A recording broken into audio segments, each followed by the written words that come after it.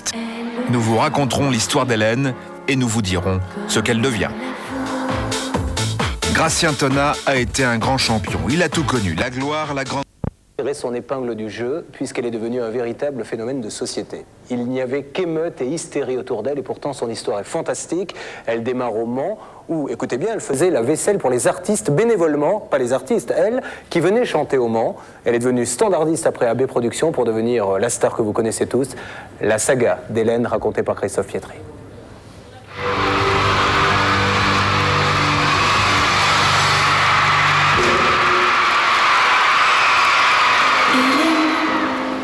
Je m'appelle Hélène, je suis une fille comme les autres.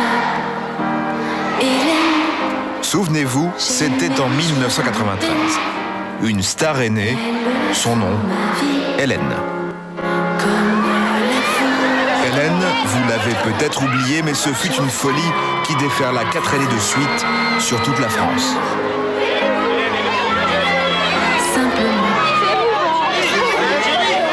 Puis Hélène a disparu. Elle s'est retirée il y a 3 ans, un ras-le-bol survenu sans crier gare, presque du jour au lendemain. Elle était en pleine gloire, mais elle n'en pouvait plus. J'étais tellement fatiguée, j'avais pas envie de tricher, surtout, c'est pas mon truc. Donc quand j'ai senti que j'avais plus rien à donner, j'ai dit je m'arrête parce que j'allais pas tricher, puis j'aime pas me forcer, et puis voilà quoi. La vie d'Hélène, c'est un feuilleton qui commence au Mans le 20 décembre 1967. Une petite fille très jolie, une scolarité normale, une adolescence passée à fréquenter la Rotonde, la grande salle de spectacle de la ville. Les soirs de concert, elle vend des billets, sert le café aux artistes, épluche les pommes de terre et fait la vaisselle. Tout cela bénévolement. Pas équipé du tout c'était pas une cuisine, donc la vaisselle, voilà où je faisais la vaisselle. T'as l'eau qui arrive là et toi tu es en dessous. Et donc, voilà, j'ai fait ça presque 1 an. Le truc d'Hélène, c'est la chanson, mais c'est une timide. Sa chance, elle la doit au formidable culot de Sophie, sa sœur, quand Dorothée est de passage au Mans, la grande sœur d'Hélène force la porte du producteur Jean-Luc Azoulay. Ma sœur est allée voir Jean-Luc en lui disant « J'ai ma petite sœur qui aimerait bien chanter ». On a été un petit peu obligés d'écouter cette jeune fille à la fin du spectacle, et c'était Hélène. Et moi, je suis arrivée avec mon tablier, et il m'a dit « C'est toi qui veux chanter ?» J'ai dit « Ouais, pourquoi pas ?» Et on l'a testé au piano avec Gérard Salès, qui est le compositeur des chansons de Dorothée, et on s'est aperçu qu'elle chantait très bien. Il m'a dit « Bon, écoute, viens à Paris », et 1 mois après, je faisais mon premier 45 tours. Dans ces grands yeux verts, il y avait toujours pour moi. Dans ses grands yeux verts, le tout premier disque connaîtra un succès mitigé. Hélène plaît, mais ne décolle pas. Jean-Luc Azoulay, l'homme qui a découvert Hélène et qui a déjà une pléiade d'artistes à son actif, veut croire au succès de sa nouvelle recrue. Alors pour garder Hélène, il l'embauche comme simple standardiste dans sa société AB Productions. Hélène va décrocher les téléphones et classer le courrier pendant 1 an. Mais la chance sourit une fois de plus à Hélène. AB Productions se lance dans les sitcoms. Jean-Luc Azoulay cherche désespérément des comédiens. Il pense à sa standardiste. On a pensé à Hélène, qui était donc la standardiste, mais qui est aussi chanteuse et qui avait fait un petit peu de comédie. On l'a testée, elle a été formidable, et ça a donné donc les premières apparitions d'Hélène en tant que comédienne. Tiens, t'as oublié ça. Mais tu tannes complètement, donne-lui son cadeau à Jérôme. Dans Premier baiser, Hélène n'est que la grande sœur de Justine, un rôle de second plan qu'elle va jouer pendant 1 an. C'est un succès d'estime. Mais quelque chose est en train de changer pour Hélène. Une révolution douce, mais implacable, perceptible dans le courrier des admirateurs. Des milliers de lettres qui arrivent tous les jours chez AB. Les gens écrivent et on s'aperçoit qu'il y a finalement un amour qui naît pour cette personne et que cet amour est partagé par des millions de gens. Et puis c'est tout, et puis ça, on s'en aperçoit tout naturellement. Les téléspectateurs veulent voir Hélène avant tout. C'est chose faite avec Hélène et les garçons. Le 11 mai 1992, la série démarre. Elle rassemble en moyenne tous les jours 5 millions de téléspectateurs. Ah non, mais ça, il n'en est pas question. Pour Nicolas, la musique, c'est toute sa vie. Ouais, et puis il manque l'écrit d'amour. L'histoire est simple, des copains et des copines qui étudient dans une fac qui n'existe pas et qui se retrouvent à la cafétéria. Et ça marche. On n'a pas essayé de faire brancher, on n'a pas essayé de faire moderne, on a fait quelque chose de sincère. Et je pense que cette sincérité, même si elle a été attaquée, a plu au public. Et qu'Hélène, au milieu de tout ça, a merveilleusement représenté cette simplicité. Les phrases clés de la série, c'était, je sais pas, on va à la cafette. Alors les filles, on va à la cafette, par exemple. La carrière d'Hélène explose, plus rien ne pourra la stopper, si ce n'est elle-même.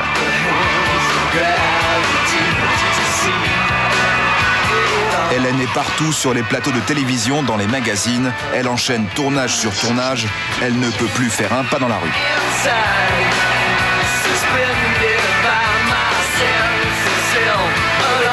Dans les visions, ça fait drôle. C'est vrai que quand du jour au lendemain, que tu peux plus sortir de chez toi, que tout le monde te reconnaît.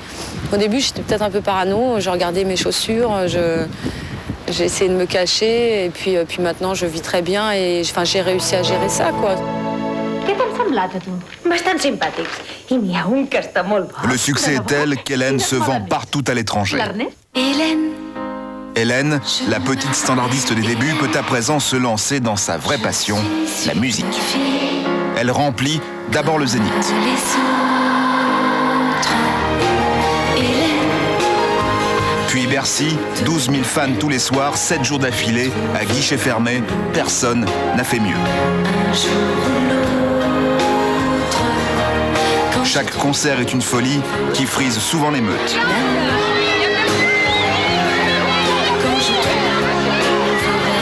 Ce rythme-là, Hélène va le tenir jusqu'au bout, mais le public en demande toujours plus. Les premiers signes de fatigue commencent à apparaître, personne ne le sait encore, mais Hélène veut décrocher. j'ouvrais l'amour.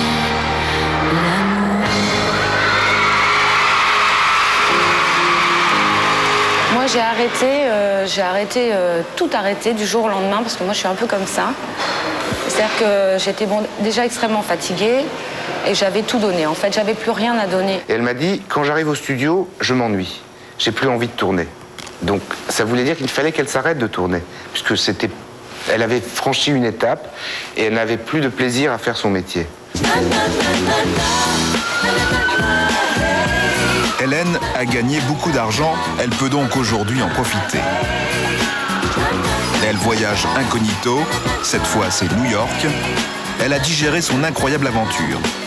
Hélène, désormais, c'est une fille comme les autres.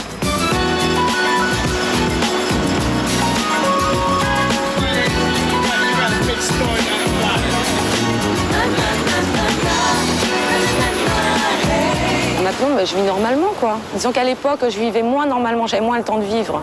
Donc maintenant, je vis comme tout le monde. Avec la chance de pouvoir voyager, ça c'est une chance énorme. Et donc j'en profite. Et puis, mais sinon, ma vie, elle est tout à fait normale. Merci, vous êtes formidable, du fond du cœur, merci. Au revoir et à bientôt, j'espère. Au revoir, je vous aime.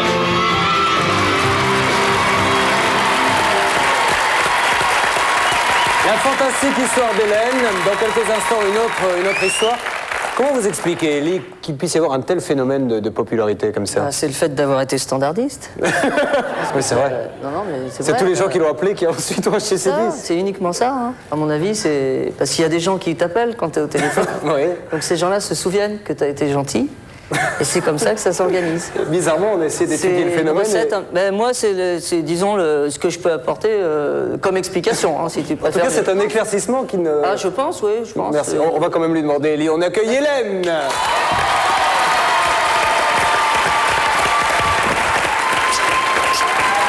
Elie, Hélène. Hélène, Elie. Hélène. Alors Hélène, on a revécu avec beaucoup de plaisir ce fantastique conte de fées, puisque c'est un conte de fées. Ouais. Pourquoi avoir arrêté? J'ai arrêté justement parce que j'étais fatiguée, parce que j'avais plus rien à donner et comme j'aime pas tricher, voilà, j'ai arrêté. Et sincèrement Hélène, toute cette folie qu'il y avait autour de vous, on a vu là, des crises d'hystérie, ça ne vous manque plus du tout? C'est pas, mais si, bien sûr ça me manque, mais ça me manque. Il faut que je sois sincère, quoi. À la fin, j'étais fatiguée, donc ça. Voilà, je voulais me reposer, mais bien sûr, aujourd'hui, ça me manque, j'ai envie de retrouver tout ça, c'est sûr. La critique a parfois été très dure, on y a tous eu le droit, mais il y a eu des blondasses et j'en passe et des meilleurs, c'est vrai. Ouais, autant dire, blondasses idiotes, tout, quoi. Comment vous avez vécu ça? Moi, ça... Ouais. Non, mais sincèrement, je m'en fichais complètement, quoi. C'est la vie d'une personne que j'avais jamais vue avant, donc ça me glissait dessus. Moi, ce qui compte, c'est l'amour du public. Maintenant, oui. Le fait de refaire de la vaisselle, ça t'emmerde pas? C'est ça qui... Vous y avez eu le droit, vos critiques, Élie sévères? Jamais. C'est vrai? Non, mais enfin non, ça peut paraître prétentieux, mais on a été loin quand même avec Dieudonné dans l'humour et tout ça, mais on n'a jamais eu bizarrement, on n'a jamais eu de gens qui sont venus pour nous casser la gueule. Pas de blondasse. Non, jamais. Non. Hélène, vous savez qu'en France, on aime bien coller des étiquettes. Est-ce que vous n'avez pas peur, vous qui avez envie de faire des tas de choses, que de rester à vie Hélène d'Hélène et les garçons? Ah non, j'ai pas peur, non. Non, c'est sûr que mon nom de famille, c'est Rollet, c'est pas et les garçons.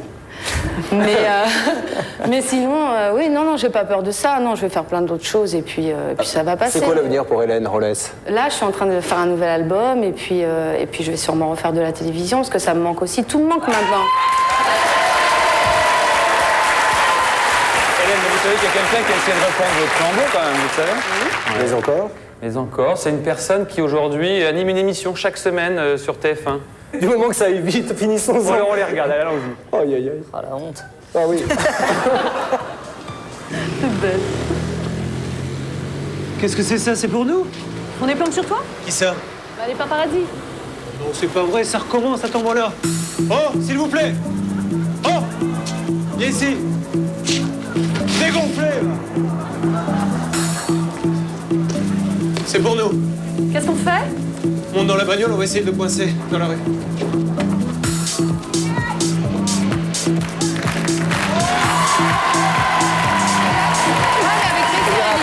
Bien. Remettons les choses. Alors, bien. J'ai l'impression que vous allez vous voir également des sitcoms. Oh non, je vous en prie. Mais moi, je trouve que tu te débrouilles bien. La comédie, ça va pas, il faut que tu refasses la scène, je vais te diriger. Regarde, là, par exemple, prenons cette jeune fille. Vous avez peut-être remarqué que c'était Delphine qui était dans le feuilleton.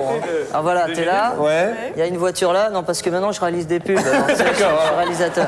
Là, t'es là, moi je fais le paparazzi par exemple. Ouais. Il faut que tu dises, qu'est-ce que tu disais? Faut la voir se dégonfler. Il faut la voir se dégonfler. Non, tu vas dire cet enculé. D'accord. D'accord. Ça me gêne un peu, Élie, si on pouvait changer un peu, non? Bon, ce salaud. Voilà, d'accord. D'accord. Ok, alors moi je te prends en photo, toi tu refais la scène, vas-y. Oh regarde, Julien Courbet, vas-y, prends-le en photo. Il faut la voir, ce salaud. Chope-le, vas-y. Voilà. Ok, c'est bon. Bien. Et vous ne faites pas de commentaires, Delphine, parce que s'il n'y avait pas eu ce feuilleton, vous ne seriez pas là ce soir. Et vous non plus, Élie. Oh, merde, ça va, j'ai rien fait moi. Parce que tout n'a pas toujours été rose pour vous aussi, Élie. Ah non. Ah si. Ah si. Pas les images de C'est pas des moi, films Élie, que j'ai cette tourné. fois-ci. C'est pas moi qui l'a- Comment s'appelait ce feuilleton, Willy? Vivement lundi. Oh là là. Eh oui, Élie aussi est passé. Mais qu'est-ce que vous croyez? Regardez. Il y a un colis pour vous. Bah oui, je suis émue, je trouve ça beau, une belle histoire. Vous ne faites pas de la boxe, vous? Parce qu'avec Si, le physique, bien sûr, vous, si. vous êtes quelle catégorie? J'étais poids lourd, mi-lourd. Et j'étais champion de... Attends, t'es gentil, toi, tu calmais déjà. Il te demandait de rester dans les limites de la correction. Moi, je m'en suis sorti, je dirais, par le biais de l'expression théâtrale. Enfin, bon, c'est vrai que j'ai fait des conneries. C'est sûr que si vous allez vous balader du côté de Fontainebleau, que vous déterrez un petit peu, bon, bah, vous trouverez des trucs. Mais enfin, bon, là, pour l'instant, j'estime, je suis blanc comme neige.